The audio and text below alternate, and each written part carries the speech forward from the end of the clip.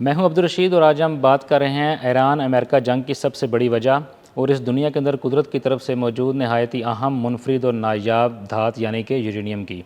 Uranium का नाम सुनते ही हर तरफ तबाही, बम धमाके, एटम बम यानी कि जौहरी हथियारों का तस्वुर जो है वो इंसानी जहर में आता है। आपको यह सुनकर हैरत होगी कि इसी यूरेनियम के चंद ज़र्रात जो हैं हम अपनी रोज़मर्रा खुराक के ज़रिए अपने जिस्म के अंदर लेकर जाते हैं, यानी कि वही यूरेनियम जो कि दुनिया के अंदर तबाही का सबब समझा जाता है, एक मुज़र सेहत एलिमेंट समझा जाता है। लेकिन यहाँ पर हैरानकुन बात यह है कि यही यूरेनियम हमारी खुराक यानी कि हमारी गंदम, चावल और सब्ज़ियों, हत्ता कि जो हम पानी पीते हैं उसके अंदर और जो हम दूध पीते हैं उसके अंदर शामिल होता है और किसी न किसी सूरत में हमारे जिस्म के अंदर ये चीज़ जा रही होती है। यहाँ पर यह बात अहम है कि एक मामूली धात जो कि हमारी गंदम, चावल, सब्ज़ियों, दूध, पानी सब चीज़ों में शामिल है, फिर भी वो एक गैर मामूली अहमियत की हामिल कैसे है? कैसे दुनिया इसके पीछे दीवानी है, पागल है? आलमी ताकतें जो हैं वो दूसरे के सामने खड़ी हो जाती हैं, जंगें छिड़ जाती हैं। इन्हीं तमाम सवालात के जवाबात के ऊपर हम बात करेंगे इस वीडियो के अंदर और कुछ ऐसे राज से पर्दा उठाएंगे जो कि जुड़े हुए हैं यूरेनियम के साथ। हालिया ईरान अमेरिका जंग के दौरान आपने सोशल मीडिया के ऊपर और टीवी चैनल्स के ऊपर एक इस्तिलाह का लफ्ज़ बार बार सुना होगा जो कि है अफसूदा यूरेनियम। जी हाँ, यही अफसूदा यूरेनियम वो फार्म है यूरेनियम की जिसके लिए ये सारी लड़ाई इस दुनिया के अंदर लड़ी जा रही है। ये अफसूदा यूरेनियम है क्या, ये अपने अंदर कौन कौन सी खासियत को लिए बैठा है, इसी के ऊपर तफसीली बात करते हैं। असल में ये जो कुदरती तौर पर यूरेनियम दुनिया के अंदर पाया जाता है, ये 3 तरह के आइसोटोप्स के ऊपर मुश्तमिल होता है। इसके अंदर सबसे पहला आइसोटोप जो है वो है यूरेनियम 238 जो कि यूरेनियम का 99% पोर्शन होता है। यानी कि अगर आपके पास 100 ग्राम यूरेनियम है तो उसमें से 99 ग्राम जो हैं वो आइसोटोप जो है यूरेनियम 238 होता है। इसके बाद जो दूसरा मेन आइसोटोप इसके अंदर आता है वो है यूरेनियम 235। यही वो आइसोटोप है जिसकी अफसूदगी के लिए यूरेनियम को लाया जाता है, जिसको यूरेनियम को अफसूदा करके ये आइसोटोप निकाला जाता है। इसी की सारी जंग है। यही वो आइसोटोप है जो सबसे कीमती है, जो आइटम बम के अंदर यूज़ होता है, जो न्यूक्लियर वेपन्स के अंदर आप इसको यूज़ करते हैं, जो आप अपनी एनर्जी पैदा करने के लिए इसको यूज़ करते हैं। इसकी ताकत का अंदाज़ा आप यहाँ से लगा सकते हैं कि अगर आपने अपने न्यूक्लियर पावर प्लांट को चलाने के लिए अगर आप लाखों टन जो है वो कोयला उसे इस्तेमाल करें तो वो एक तरफ, और उससे ज़्यादा एनर्जी जो है वो यूरेनियम का एक छोटा सा ज़ख़ीरा जो है वो दुनिया के लिए पैदा कर सकता है। इसीलिए दुनिया के तमाम तरक्की याफ्ता ममालिक के अंदर ज़्यादातर न्यूक्लियर पावर प्लांट्स जो हैं वो इसी यूरेनियम से चलाए जाते हैं, यानी कि अफसूदा यूरेनियम 235 से, क्योंकि इसकी ताकत जो है वो दुनिया के अंदर किसी भी तरह के मौजूद फ्यूल यानी कि जो गैस की शक्ल में है, पेट्रोल की शक्ल में है या आपके पास किसी और फॉर्म के अंदर है, कोयले की शक्ल में है, तो वो इससे ज़्यादा ताकतवर है।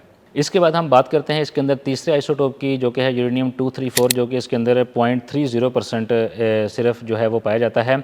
इसकी भी अपनी जगह एक ख़ास अहमियत है। कुदरत ने इसके अंदर ऐसी ताकत रखी है कि जब साइंसदानों ने ये जानना होता है कि ज़मीन की उम्र क्या है तो वो इस ज़मीन में से यूरेनियम को बाहर निकालते हैं, उसमें से आइसोटोप 234 जो है उसको अलग करते हैं और उससे ये जांचा जाता है कि ये ज़मीन कितनी पुरानी है और आगे कितना अरसा ये ज़मीन रहेगी। इसके बाद अगर आपने ज़मीन के नीचे पानी है, उस पानी का ज़ख़ीरा कितने अरसे से मौजूद था, आगे कितना अरसा तक वो ज़ख़ीरा पानी के अंदर मौजूद रहेगा, इस चीज़ का अंदाज़ा भी साइंसदान जो हैं वो उस ज़मीन के अंदर मौजूद पानी में से यूरेनियम निकालते हैं और उस यूरेनियम का आइसोटोप 234 जो है उसको अलग करते हैं और उसको अलग करने के बाद जो है इस चीज़ का अंदाज़ा लगाते हैं कि इस ज़मीन के अंदर पानी कितना अरसा पहले मौजूद था और किस सम से किस सम की तरफ वो पानी जो वो है वो बह रहा था और उसकी स्पीड क्या थी। और यहाँ पे हैरानकुन बात यह है कि आइंदा आने वाले टाइम के लिए भी वो यही पत्थर आपको ये गाइड करता है साइंसदान को कि आइंदा आने वाले कितने अरसे तक ये पानी ज़मीन के अंदर मौजूद रहेगा और उसका बहाव किस समत में रहेगा और कब किस वक्त पे जाके इसका बहाव ये चेंज होगा। यूरेनियम पत्थर के इन्हीं आइसोटोप्स की मदद से जो है कुदरत ने इन साइंसदानों के लिए बहुत सी आसानियाँ पैदा की और फिर इस दुनिया में रहने वाले लोगों के लिए बहुत सी आसानियाँ पैदा की और इसके लिए बहुत से तजर्बात जो हैं वो कामयाब दिखाई देते हैं।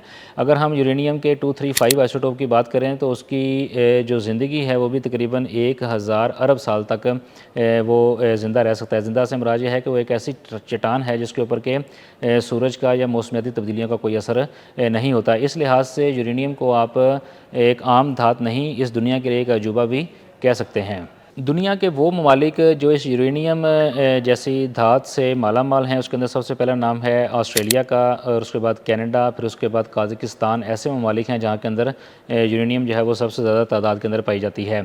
लेकिन यूरेनियम का किसी मुल्क के पास इस तादाद के अंदर होना अहमियत का हामिल नहीं है।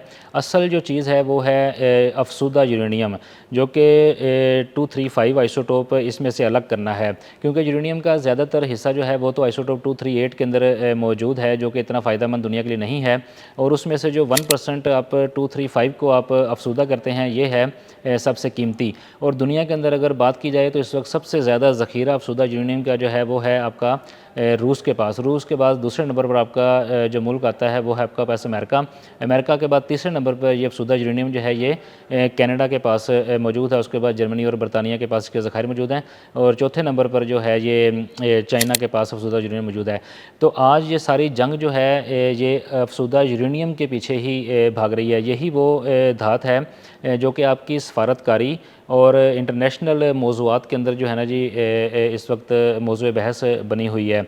इस वक्त ईरान और अमेरिका की जो जंग है उसके पीछे भी सबसे बड़ी वजह इसी अफसूदा यूरेनियम की कहानी है। किसी ज़मीन के ऊपर कब्ज़ा या किसी ज़खायर के ऊपर कब्ज़ा उनका मकसद नहीं, उनका मकसद उस अफसूदा यूरेनियम को ईरान से हासिल करना है, जो ईरान एक अरसा से इसके पीछे लगा हुआ था, उसकी अफसूदगी कर रहा था।